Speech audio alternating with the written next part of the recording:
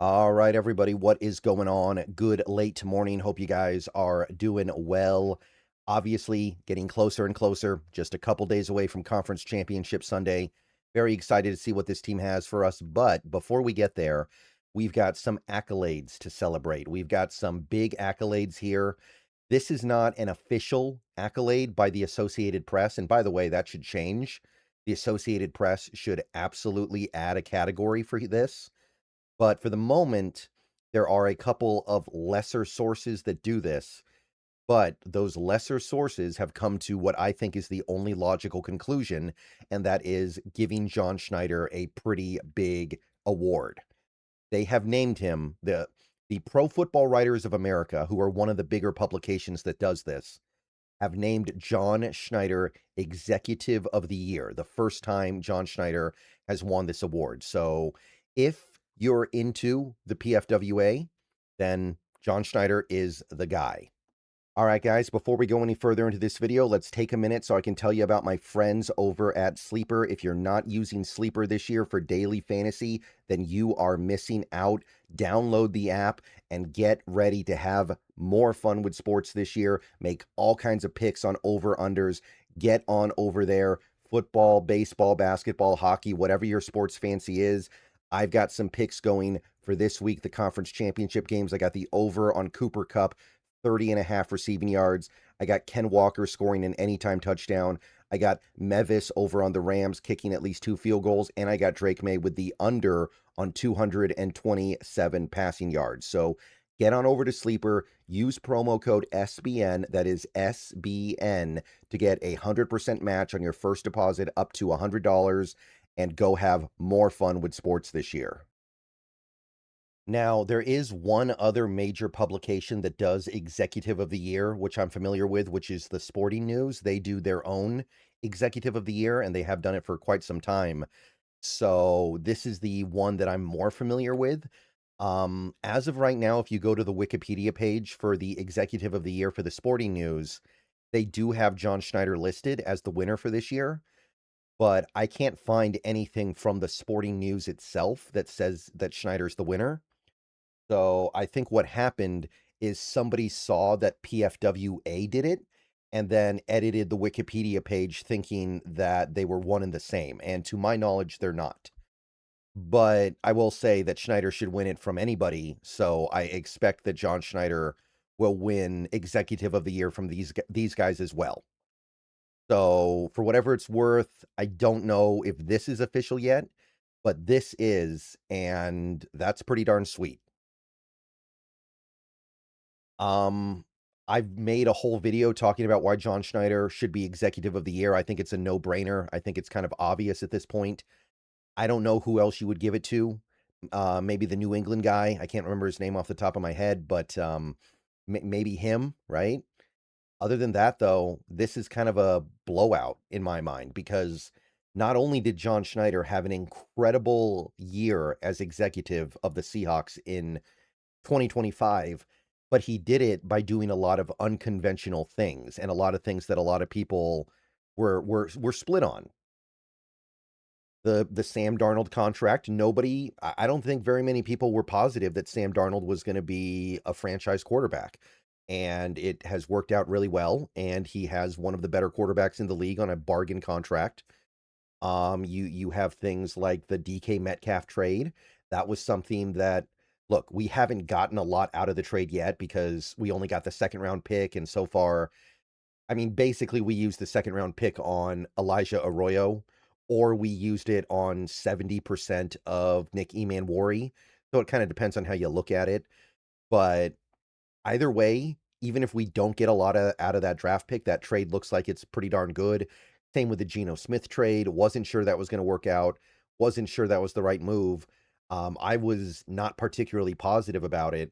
And it's not like we've gotten anything out of the pick we got yet either, but it still has worked out. So those are some of the moves that he's made this season. If you're just looking at this most recent season, the DeMarcus Lawrence contract, the 3-year deal, that's been phenomenal. The Cooper Kupp contract has been good. I'm not going to act like he's been a superstar here, but he's done his job. He's done what we brought him in to do. So that's been pretty good. You take a look at the draft. He drafted Gray Zabel. He drafted Nick Emanwari. Those two guys have been really valuable for Seattle. Not every pick is hit, but not every pick is going to hit as a rookie. You've also got guys like Torrey Horton, who's been valuable when he's been on the field. So it was a good draft. And yeah, you put it all together, man. The Clint Kubiak hire, the Rashid Shaheed trade, these have been money in the bank moves by the Seattle Seahawks. And John Schneider has been the architect of it all. So I don't know who else you could have given it to based on 2025. If you want to go back to previous years and factor that into your math here, then you've got last year hiring Mike McDonald, which, I mean, that's everything, right? He nailed his head coaching hire. He hit it out of the park. One of the best coaches in the league already. And John Schneider brought that guy in last year. Last year, you had the draft pick of Byron Murphy, and he's become a really, really good interior defender now. One of the best defenders in the league. You had the A.J. Barner draft pick. That one's worked out really well. He's been a lot better than I think a lot of people could have expected. If you go back a little bit further than that, you've got finding guys like Jalen Sundell in UDFA. You've got maybe you could throw in signing a guy like a Jaron Reed, although admittedly, I'm not saying that's like some out of the park shot, but he's part of a defense that has become the best in the NFL again. You could factor in things like drafting Charles Cross, drafting Ken Walker, drafting Devin Witherspoon, signing Julian Love. Like, if you want to use the last several years and say that everything has kind of been leading up to this, then John Schneider still comes out looking very good.